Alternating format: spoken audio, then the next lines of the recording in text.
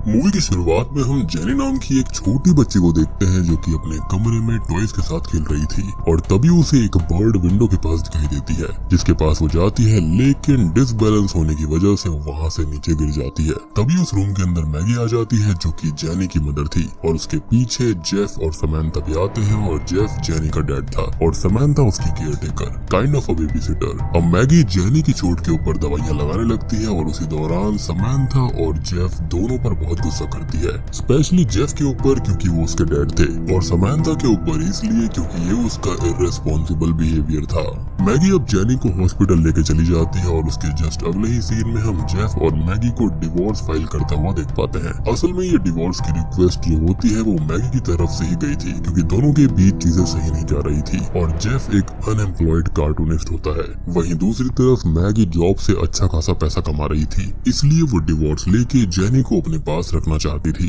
लेकिन जेफ के रिक्वेस्ट करने पर वो डिवोर्स रुक जाता है। लेकिन उसे ये प्रूव करने के लिए कहा जाता है कि वो अपनी बेटी को पाल सकता है और तभी वो उसके साथ रहेगी। जेफ अब आगे यहाँ से दुखी अपने घर पहुँचता है और जेनी के बचपन की वीडियोस देखकर काफी इमोशनल हो जाता है। अगले दिन जेफ रेस्टोरेंट में जेनी के साथ जाता है जहाँ पर वो मैगी का इंतजार कर रहा था और तभी उसको मैगी का कॉल आता है तो उसे एग्रीमेंट साइन करने के लिए कहती है, जिसके बाद वो सब अच्छे से एक साथ रह सकते हैं। लेकिन जेफ इसके बारे में कोई रिस्पॉन्ड नहीं करता। तभी उस रेस्टोरेंट के अंदर जेफ का दोस्त कॉनर आ जाता है जो कि उससे मिलकर काफी खुश होता है और उसको बताता है कि वो एक कॉमिक कंपनी में वर्क कर रहा है। जेफ भी उसे अपनी पूरी सिचुएशन बताता है और कॉनर शॉक्ड हो जाता है ये जानकर कि जेफ अभी भी अनएम्प्लॉयड है। तभी उसको मैगी का कॉल आता है और जेफ ये रियलाइज करता है कि वो गलत रेस्टोरेंट में आ चुका है। बातों ही बातों में जेफ मैगी को खुश होते हुए अपने दोस्त कॉनर के बारे में बता रहा था और कहता है कि उसे जॉब मिल चुकी है और वो उसके साथ उसकी कॉमिक कंपनी के अंदर ही काम करेगा। जेफ और कॉनर की पूरी बातें मैगी सुन लेती है और जेफ को कहती है कि जॉब पाना इतना आसान नहीं है, लेकिन मैगी उस वक्त बातों में इतना खोई हुई थी कि रोड क्रॉस करते समय उसका कार पे ध्यान नहीं जाता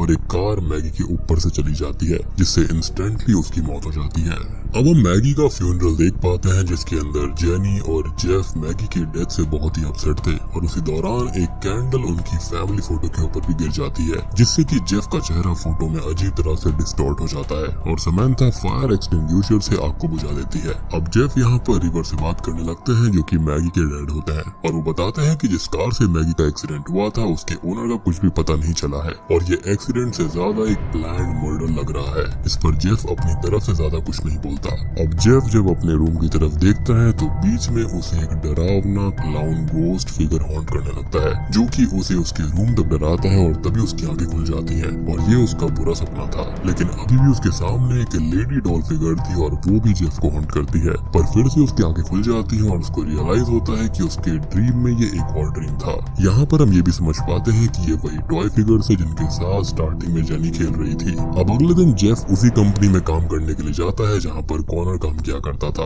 और जाने से पहले समैंथा को जेनी का ख्याल रखने के लिए वो बोलता है। अब कंपनी के अंदर जेफ को काम तो मिल जाता है लेकिन ये पेंटिंग का काम था जिसको जेफ ना चाहते हुए भी हाँ कर देता है। ऑब्वियस ही बात है अपनी बेटी को संभालने के लिए उसको पैसों की जरूरत थी। अब घर आकर जब जेफ ये बात समैंथा को बताता है तो वो कहती है कि ये जॉब तुम्हारे लिए नहीं है, तुम बेस्ट आर्टिस्ट हो। लेकिन जेफ इस पर ये कहता है कि उसे अपनी बेटी को पालना है और उसके लिए ये जॉब काफी जरूरी है। समैंथा जेफ से ये भी इंसिस्ट करने की कोशिश करती है कि वो जेनी और उसके फादर इन लॉ को छोड़कर अपनी लाइफ स्टार्ट करे, लेकिन जेफ इससे सीधा इनकार कर देता है। अब रात को जब जेफ ड्रॉ कर रहा होता है तब उसको अजीब सी फीलिंग आने लगती है और उसको लगता है कि उसके साथ उस रूम के अंदर कोई और भी है। तभी जेफ अपने ऊपर से लगभग कंट्रोल खो देता है और ड्राइंग शीट के ऊपर एक डार्क गोस्टली फिगर बना देता है जो कि उसका बनाने का कोई भी इंटेंशन नहीं था। तभी वहाँ पर जेनी आती है जो कि कहती है कि उसको डर लग रहा है और उसके कमरे में कोई है, लेकिन जेफ के चेक करने पर वहाँ कोई नहीं था। जेफ अपनी बेटी को सोने के लिए कहता है लेकिन तभी वो ये बोलती है कि क्या वो उसको उसके ग्रैंडफादर के इधर छोड़ देंगे, इस पर जेफ कहता है कि नहीं। लेकिन यहाँ पर जेफ थोड़ा कंफ्यूज्ड होता है कि जेनी ऐसे क्यों बात कर रही है और वो खुद को ही बेबी कह रही थी और काफी अजीब तरह से बात कर रही थी।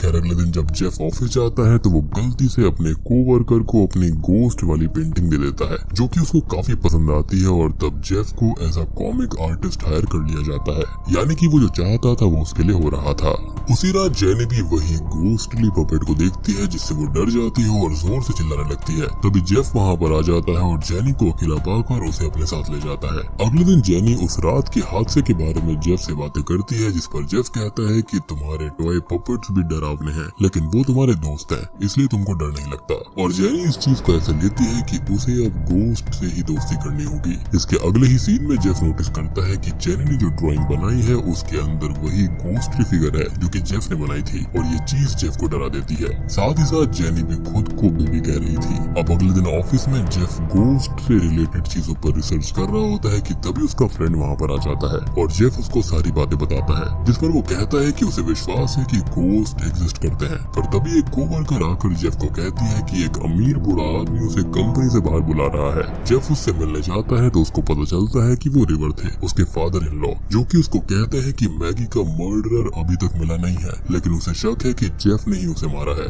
और जेफ यहाँ पर अपने डिफेंस में कुछ भी कह नहीं पाता। अब घर पर जाते ही जेफ को समंथा ड्रिंक्स ऑफर करती है और बीच में उसको किस भी करती है, यानी कि उसके मन में जेफ के लिए फीलिंग्स थी, लेकिन वो इतनी ऑकवर्ड हो गई थी कि समंथा वहाँ से चली जाती है। अब रात को जब जेफ काम कर रहा होता है तो वो अपने स्मार्टफोन पे जेनी के रूम को भी देख रहा होता है, जहाँ पर उसने कैमरा लगाया हुआ था, और उसे वहाँ पर सेम घोस्ट पपेट दिखाई देता है, जिसको देखकर वो जल्दी से उसके रूम में जाता है, लेकिन वहाँ पर कोई नहीं था। इनफैक्ट एज अ व्यूअर हम जेफ के पीछे पपेट टॉयज को अपने आप मूव होता हुआ भी देख पाते हैं। अब तभी जेफ के सामने ब्लैंकेट में कवर्ड कोई आ जाता है और जब जेफ डर कर ब्लैंकेट हटाता है तो वो जेनी ही निकलती है। अब जेनी अपने पिता से पूछती है कि उसकी मॉम कहाँ है, जिस पर वो कहता है कि वो यहीं पर है। इसके बाद अगले दिन जब जेफ ऑफिस के लिए जा रहा होता है तब उसे बस में वही पपेट की स्पिरिट दिखाई देती है, जो कि उसको मारने की भी कोशिश करती है, लेकिन ये सिर्फ उसका एक विजन था, जिसके अंदर बस में बाकी लोग जेफ को देखने लगते हैं। वहीं दूसरी तरफ जब समंथा जेनी को ढूंढते हुए उसके आवाज को फॉलो करते हुए एक रूम में जाती है तो उसे वहाँ पर वही पपेट दिखाई देता है, जिससे वो अब काफी डर गई थी, और ये बात वो जेफ को बताती है, जिसके बाद जेफ उस रूम को हमेशा के लिए लॉक कर देता है। अब जेफ जब अपनी बेटी से बातें कर रहा होता है तब वो बताती है कि वो उसकी मॉम को कब लेकर आएंगे और क्या वो उसके बदले पैसे लेंगे। इसको सुनकर जेफ शॉक्ड हो जाता है, क्योंकि ये बात सिर्फ जेफ, मैगी और रिवर को ही पता थी।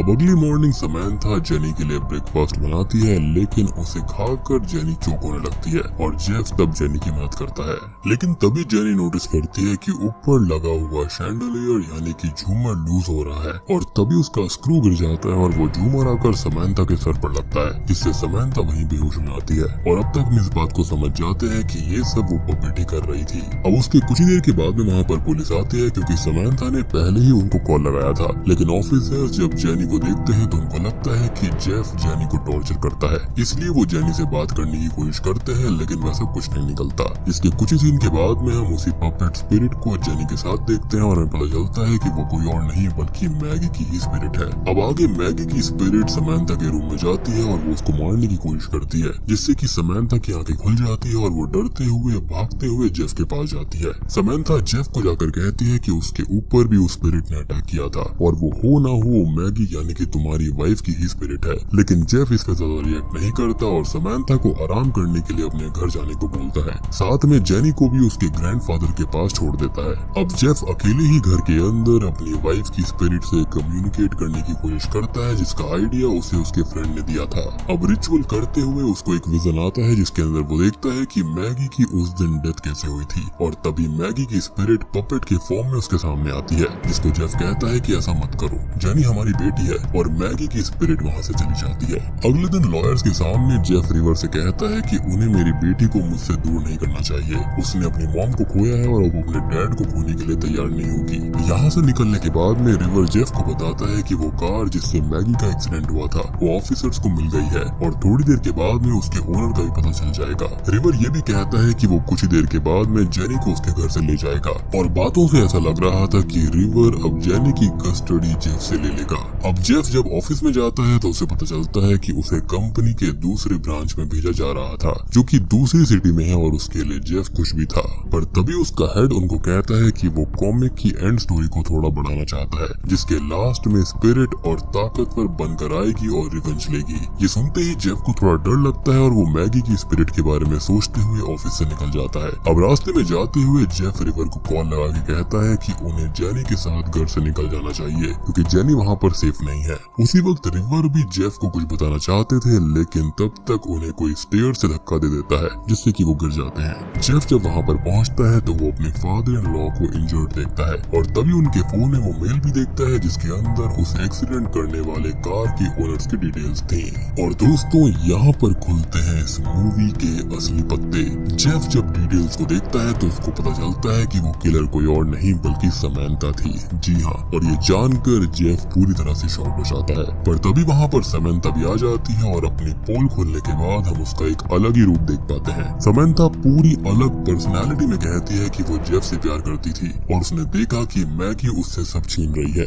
इसलिए उसने मैगी को मार डाला और जेनी को भी पॉइजनस फूड खिलाकर मारने की कोशिश करी थी। याद हो कि वो चोक हो रही थी, उसका रीजन पॉइजन था और ये सब सिर्फ उसने जेफ को पाने के लिए किया। लेकिन समैंथा आगे कुछ करती तब तक मैगी की स्पिरिट वहाँ आती है और वो उसको मार डालती है। मैगी फिर जेफ पे भी अटैक करने के लिए आगे बढ़ती है लेकिन जेनी उसको रोक लेती है और रोते हुए टॉप विंडो के पास जाकर खड़ी हो जाती है। मतलब कि ये स्पिरिट यहाँ पर ये समझ रही थी कि समैंथा का उसके हस्बैंड से अफेयर था, लेकिन रियल में ऐसा कुछ नहीं था। समैंथा ही यहाँ पर पूरी तरह से पागल थी और यहाँ पर मैगी की स्पिरिट जो थी वो अपनी बेटी जेनी को मारना नहीं चाहती थी, बल्कि वो तो उसके साथ में खेल रही थी, वो पपेट बनकर, क्योंकि यहाँ पर जेनी को पपेट्स काफी पसंद थे। अब जेनी यहाँ पर ये कहती है कि उन दोनों की लड़ाई उसको अच्छी नहीं लगती और तभी गलती से वो वहाँ से फिसल जाती है, लेकिन जेफ उसको बचाने के लिए बिना अपने बारे में सोचे ही वहाँ से छलांग लगा देता है और जेनी को पकड़ते ही उसके साथ वाले सारे प्यारे मोमेंट्स याद आने लगते हैं और तभी स्क्रीन ब्लैंक हो जाती है। कुछ देर के बाद में हम जेफ और जेनी को सेफ देखते हैं और ये श्योर हो जाता है कि मैगी की स्पिरिट ने उनको बचा लिया और मूवी के अंत में हम जेफ और उसकी बेटी जेनी को एक साथ बैठा हुआ देख पाते हैं और बूम, इसी के साथ में सेपरेशन मूवी यहीं पर खत्म हो जाती है। अब देखो मूवी के अंदर कुछ थ्योरीज हैं, जैसे कि यहाँ पर मुझे ये लगता है कि मैगी की स्पिरिट को शक हुआ कि जेनी के लिए शायद जेफ ने उसको मरवाया होगा, इसलिए वो जेफ को भी हॉन्ट कर रही थी। और ऐसा स्टार्टिंग में मैंने भी सोचा था कि शायद से यहाँ पर जेफ ने ही अपनी बीवी को मरवाया है, लेकिन जैसे ही यहाँ पर समैंथा के कुछ रेड फ्लैग्स हमको दिखाई दिए, जैसे कि वो जेफ से बोलती है कि उसको अपनी बेटी को और फादर इन लॉ को छोड़कर जिंदगी में आगे बढ़ना चाहिए, वो उसको किस करने की कोशिश करती है और उसके साथ हमेशा रहती है, तो ये सारे के सारे रेड फ्लैग्स थे कि यहाँ पर ये वो भी कर सकती है और अंत में ऐसा ही हुआ। और बात रही पैसों के बारे में, तो मुझे ऐसा लगता है कि मैगी के नाम पर कुछ ना कुछ इंश्योरेंस वगैरह होगा जिसके पैसे शायद से यहाँ पर अब जेफ को मिल जाएंगे और उनकी जो स्थिति है वो ठीक हो सकती है। अब एंडिंग की बात करें तो यहाँ पर मैगी की स्पिरिट को सारी सच्चाई पता चल गई थी जब उसके डैड ने बिना कुछ सोचे ही खिड़की से छलांग लगा दी अपनी बेटी को बचाने के लिए। तो यहाँ पर उसको पता चल गया था कि उसके पिता काफी प्यार करते हैं अपनी बेटी से और इसलिए ही मैगी की स्पिरिट ने उन दोनों को बचा लिया। और ये तो मैंने आपको बता ही दिया है कि समैंथा जेफ से काफी ज्यादा प्यार में थी, इनफैक्ट वो पूरी पागल थी और इस चीज के छोटे छोटे हिंट हमको थ्रू आउट द मूवी दिखते रहते हैं, लेकिन अंत में उसको अपना कर्म मिल गया और वो बुरी तरह से मारी गई। तो उम्मीद करता हूँ कि आपको ये मूवी पसंद आई होगी। पसंद आई है तो वीडियो को लाइक कर देना, चैनल के ऊपर नए हैं तो सब्सक्राइब कर लीजिए। तो मैं आप सबको मिलता हूँ अगले वीडियो के साथ में, तब तक के लिए